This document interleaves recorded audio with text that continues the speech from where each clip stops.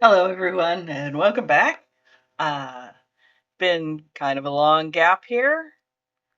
I had some health problems, and then when I was ready to start recording again, I had some technical problems, and I had to replace a couple of cables on my PC. So here we are. I might be making some changes to the format here pretty soon. Um, I've got some new equipment I want to try out, and also I might be changing my upload schedule. Instead of doing a big video once a week, I might be going to every 2 weeks and doing something shorter form in between. But let's get into our topic for this week. I'm going to talk about. So this is the earliest period in history we've done. This happened in the 1690s. This is the story of Giles Corey, who you may or may not have heard of. If you've been to Salem, Massachusetts, you've probably heard of Giles Corey. Um, I first heard this story when we visited there when I was in my late teens on a family vacation and went to the Witchcraft Museum. And one of the references I'm going to be using today is actually a book I bought on that very family vacation, which is in really sad shape, being from the 80s and having been moved several times.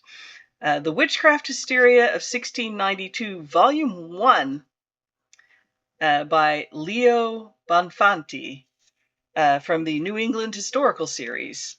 And this book is very stained and it's a very small little paperback that I bought at the Witchcraft Museum there in Salem. So a little background. There's clear up a few misconceptions that a lot of people have about the witchcraft trials in Salem. First of all, no one was burned in North America for witchcraft. Burning was actually a Catholic punishment for heretics, which is why witches were burned largely on the continent of Europe. In the Protestant countries like England, hanging was a more common punishment for witchcraft. And so bring the English settlers, having brought English common law and English traditions with them and still considering themselves English, used this method. Also, the context of the times is important. A lot of people think, oh, it's so ridiculous, they punish people. Everybody believed in witches, evil spirits, demons, and everybody pretty much believed that there was some conspiracy of devils trying to overthrow God's church. This was a common belief at the time, and you have to remember this is pre-science. Science as we know it today did not exist. Germ theory did not exist. They still believed that your health was controlled by the 4 bodily humors, that these could get out of control, and they treated illnesses with bleeding, leeches, purgatives, emetics. If you got sick, chances are you were going to die. Even minor illnesses, things that we easily recover from today, could lead to death.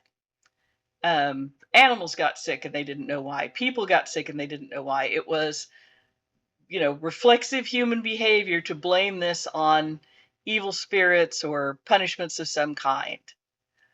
So, or you had pissed God off and you were being punished, and that's why you were sick and you were dying.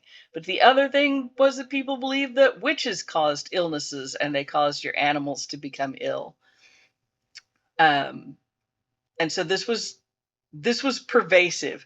There were not many people who would have stood up against the prevailing belief that witches were real at the time. Not saying people didn't have critical thinking skills, because some people definitely did, and we're going to get into that in this story. So Salem Village, it wasn't the main Salem wasn't very big in and of itself, but Salem Village is actually where the whole witchcraft hysteria of 1692 took place. And it started with three girls in the parish household who began first accusing their household slave, Tabitua. I've heard that pronounced many different times. I'm only going to pronounce it once because I don't know how it's actually said. Um, First, and then a couple of marginalized members of the community were accused.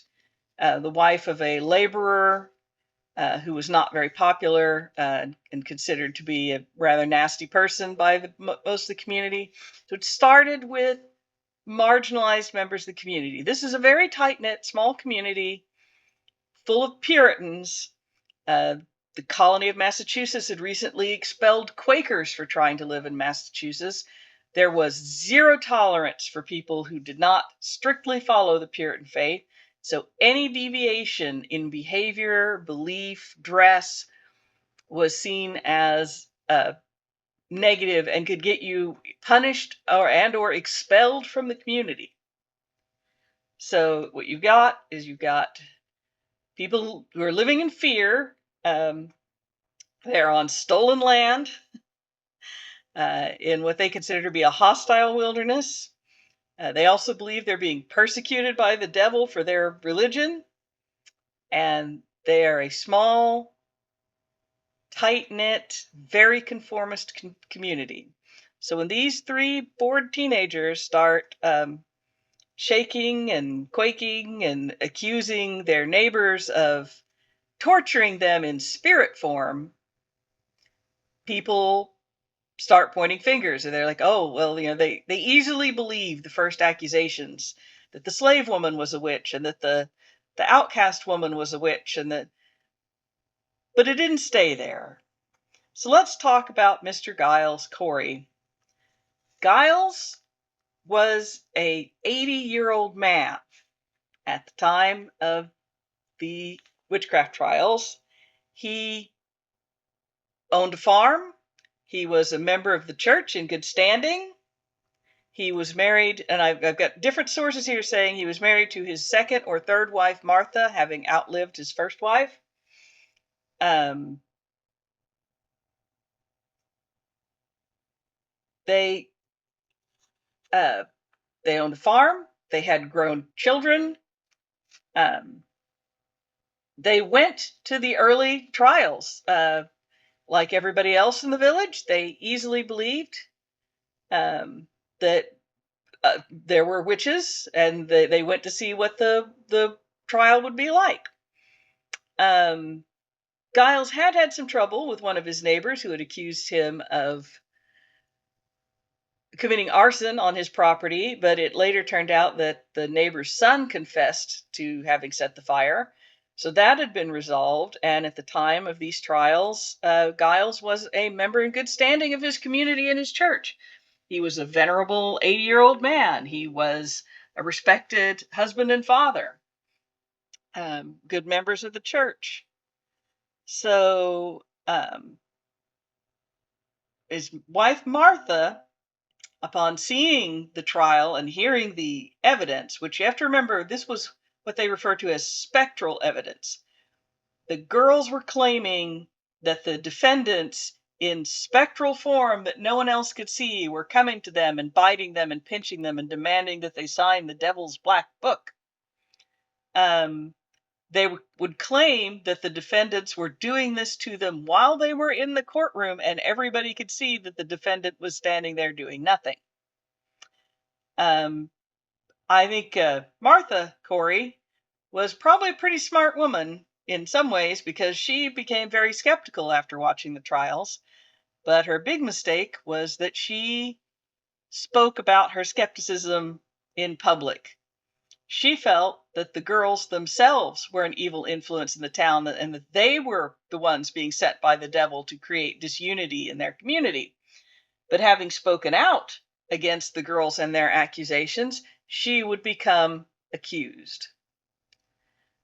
Giles, knowing himself to be innocent and knowing his wife to be innocent, quickly was disillusioned by the entire legal process and spoke to defend his wife and was therefore himself accused. So here's this man knowing he is innocent, knowing he is an upstanding member of his community, a member of his church, has not deviated in any way. He's not a marginalized member of the community. He somebody who he feels is owed respect, and he is being accused of being a witch. He also knows that everyone who has been accused thus far has been convicted. So he develops a strategy. They can't convict him if he does not enter a plea. They can't even hold the trial until he enters a plea of either guilty or not guilty. And so when they bring him up to ask him to enter a plea, he refuses to speak. Now remember, this is an 80-year-old man. He refuses to speak, and so the magistrate orders that he be tortured to get him to enter a plea, because they can't hold a trial under English common law until he has entered a plea. The standard procedure for this was they had him lie upon the ground, they placed a board on his chest and began to pile heavy stones on it, constricting his chest and slowly crushing him. Now, according to many reports, the only words Giles Corey issued while they kept piling on stones and demanding that he enter a plea was more weight. More weight were reported to be his last words, as the board caused his rib cage to crack, and according to one rather graphic report that may or may not be true, forced his tongue out of his mouth as he died. Now, why was a prominent member of the community allowed to be tortured to death in this gruesome manner? Why, on the testimony of teenage girls who were claiming that they saw spirit forms of their tormentors and not the actual people themselves, allowed to bring about this kind of thing? Well, like I said, it had started with the marginalized members of the community and slowly worked its way up the food chain, the sort of social food chain here. One of the little details of the law, and one of the reasons why Giles Corey was so adamant about not entering a plea, was that someone who had been convicted or had confessed to witchcraft would have their property seized.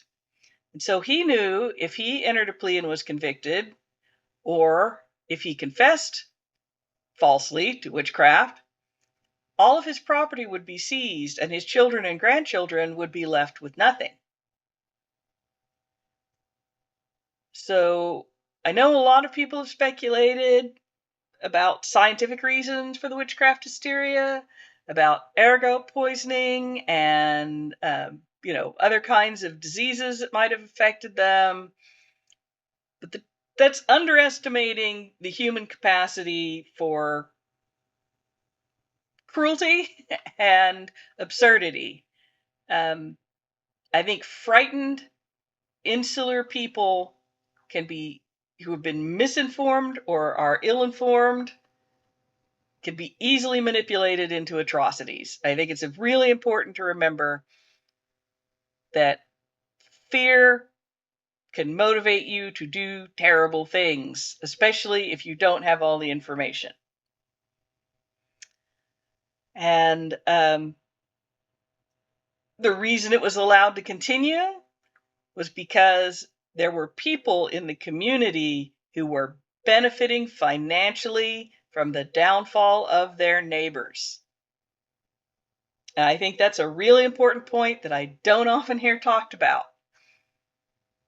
As a matter of fact, after Giles Corey's death, even though he was never convicted, never entered a plea, and never confessed, and legally they had no right to. The sheriff still went to his family and extorted money out of them, threatening them with seizing their property.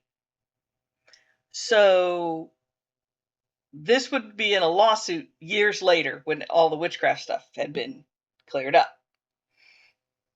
So I'm not going to go into all the absurdity of the accusations against the Coreys. The girls said all kinds of things that things that were easily disproved. That Martha Corey had a bird that was suckling between her fingers that was her familiar spirit. That while standing in the courtroom, that Martha Corey was biting them and pinching them and demanding they sign the devil's book. All kinds of things that people could clearly see were not actually happening. And this was permissible evidence entered into the court.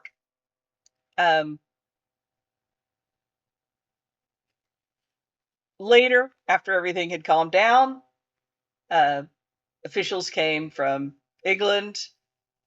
Spectral evidence would no longer be permitted.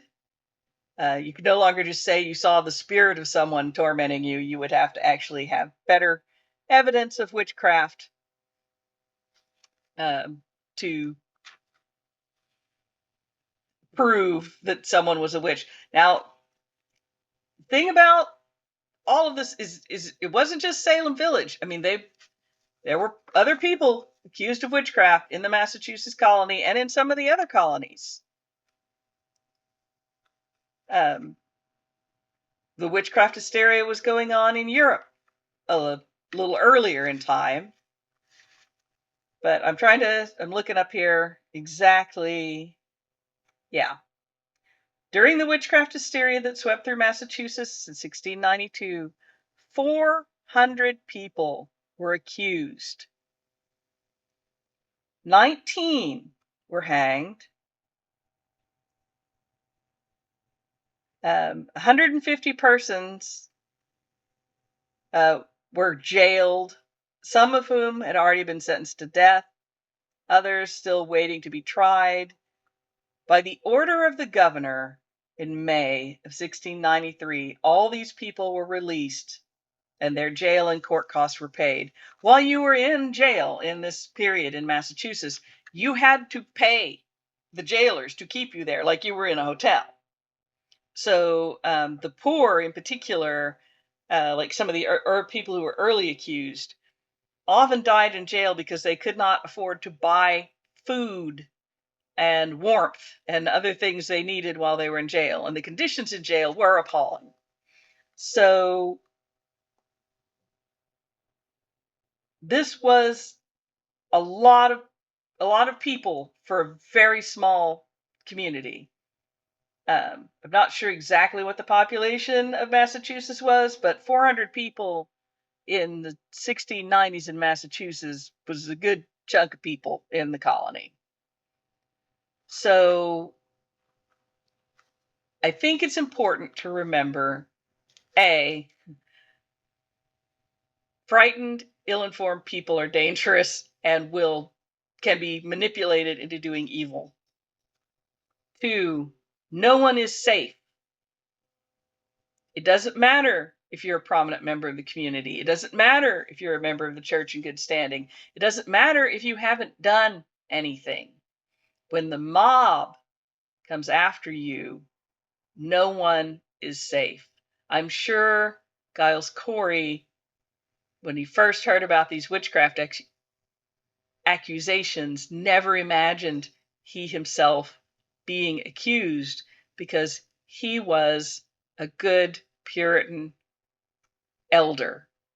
So this is one of the things that history teaches us is, like that poem about the Nazis in Germany, where they came for all these other people and I did not speak out because I wasn't one of them, and then they came for me and there was no one to speak for me. That's absolutely accurate. You should always speak out. Martha Corey was very brave in coming forward and mentioning her skepticism about the spectral evidence. It got her accused of witchcraft and executed. But I think it's important to speak the truth. When insane accusations are going around, when you see wrongdoing, it is important to resist evil, even when it's being done by people you respect or people you think are good. Nobody does evil things thinking, oh, I'm going to go out and do evil today. People do evil things because they think they're doing a good deed. They think they're protecting something. They think they're doing the right thing. Maybe, you know, they can justify it, say, well, normally I wouldn't do this, but it has to be done. So there we are. There's Giles Corey, a Puritan badass who refused to enter a plea and was crushed to death by his neighbors with stones. I'm sure after all of this accusations and the hanging of several members of the community, and after all the hysteria died down, can you imagine what it must have been like in Salem Village trying to put this community back together? After neighbors had come forward against neighbors, accusing them of being in league with the devil,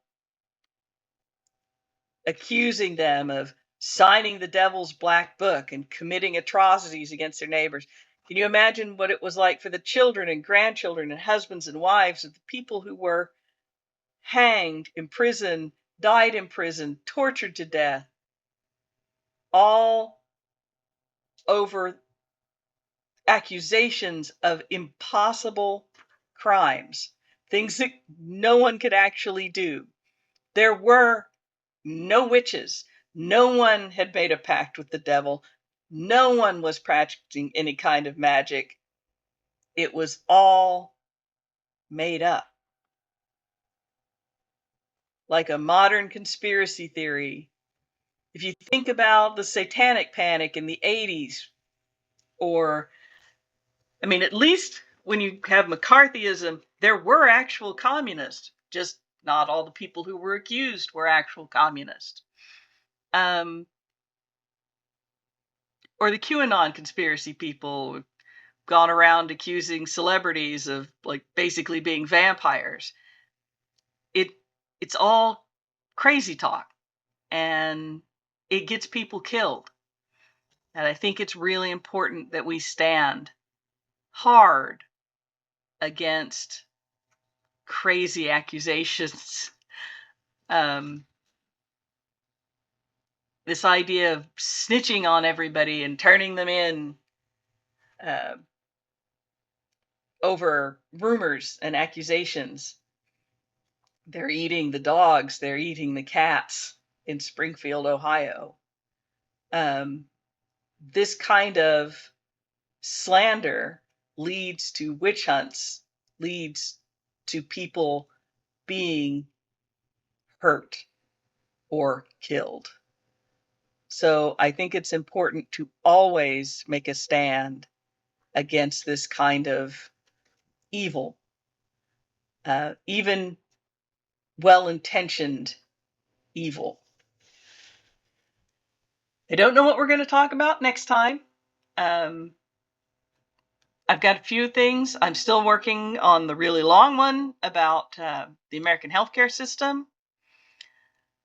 I got a couple other things in the works. I've been thinking about doing a whole section on the preamble to the U.S. Constitution and maybe delving into all the various constitutional amendments. But I am not a legal scholar, and I am not an expert in the law. But I did memorize the preamble when I was in elementary school, thanks to Schoolhouse Rock, and it'll be a real struggle not to sing it. Nobody wants to hear me sing. So until next time, be kind to one another, be compassionate, Always resist fascism. Always resist evil. Do your best to look after the vulnerable in your communities. And I will see you next time. Thank you.